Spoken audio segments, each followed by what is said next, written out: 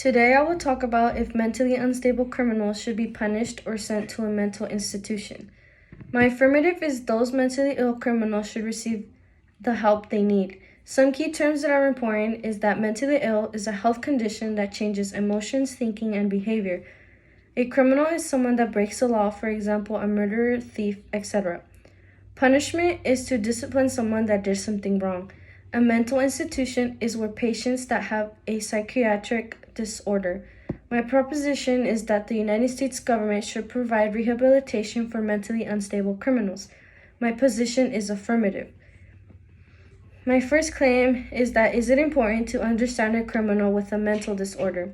According to a recent study by Newman, Usra, and Jaspir, Psychiatric Illness and Criminality, criminals with a mental disorder are more vulnerable to commit acts of violence and aggression. The public often portrays criminals with a mental disorder as crazy. Those who are mentally ill often are seen as a victim of a violent crime. Patients with a mental illness do not receive adequate treatment, in which they are more likely to commit a violent crime, which means that those who committed a crime while mentally ill often use drugs and/or alcohol. Most of them might refuse to get a certain treatment because they don't realize the crime they committed and they don't view themselves as crazy, as people call them.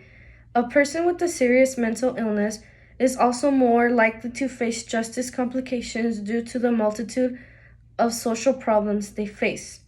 My second source that supports this claim is that according to Melamed, mentally ill person who commits crimes, punishment, or treatment. It continues to be difficult to determine the appropriateness of treatments for the victim of mental illness who commits crime in many countries due to conflicting opinions and methods. It can be difficult for general societies to accept that a mentally ill individual who commits a crime may be hospitalized and then eventually discharged, sometimes after a relatively short period of time. Depending on the crime, a court will decide how long of treatment is needed. Recently, more awareness has been raised about patients' rights, inclusion of mentally ill individuals in the community, and less hospitalization time and more ambulatory care.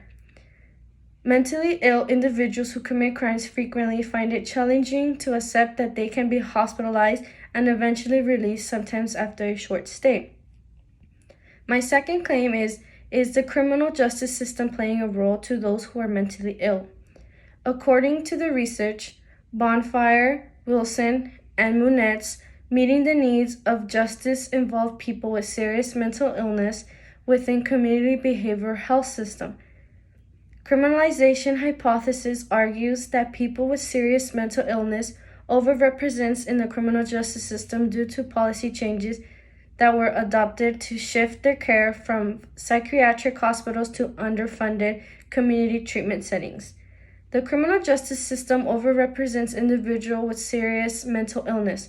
According to estimates based on community-based data, county jails in the United States holds 3 times more people with serious mental illness than is expected.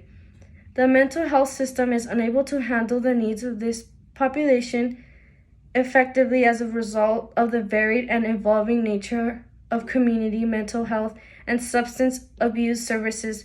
However, no system is more knowledgeable or better equipped to meet the needs of this population than the behavioral health system. It has been demonstrated that certain factors contribute to criminal justice involvement among people with several mental illness ever since the criminalization hypothesis was first propounded. Criminality, violence, substance use, and social disorganization are common in communities and environments where people with mental illness live, which can increase involvement with the justice system. My second source that supports this claim is that, according to Patel, death penalty in the light of mental illness. When dealing with criminal accusation, sufferers of mental illness are at a disadvantage, and when they face death penalty charges, things are even worse. Mentally ill people are often forced to confess in spite of their illness, and individuals who is suffering from a mental illness should be considered as having a reduced sentence. Studies have shown that Arrest rates of people with serious mental illness are comparable to arrest rates in community samples during this period of mass incarceration, and numbers of people with serious mental illness were increased during this period of mass incarceration, along with the report rates for the general population. I will continue with my rebuttals. First question being, inmates with mental illness cause what kinds of problems? Behavioral management problems are common among inmates who suffer from severe mental illness. Inmates with mental illness are at risk of being isolated due to behavior management problems. A recent study by American Psychiatric Association estimates that almost 40% of inmates in state prison are suffering from schizophrenia and other physic disorder. 30 to 40% are suffering from major depression, and 2.1 to 4.3 suffer from bipolar disorder.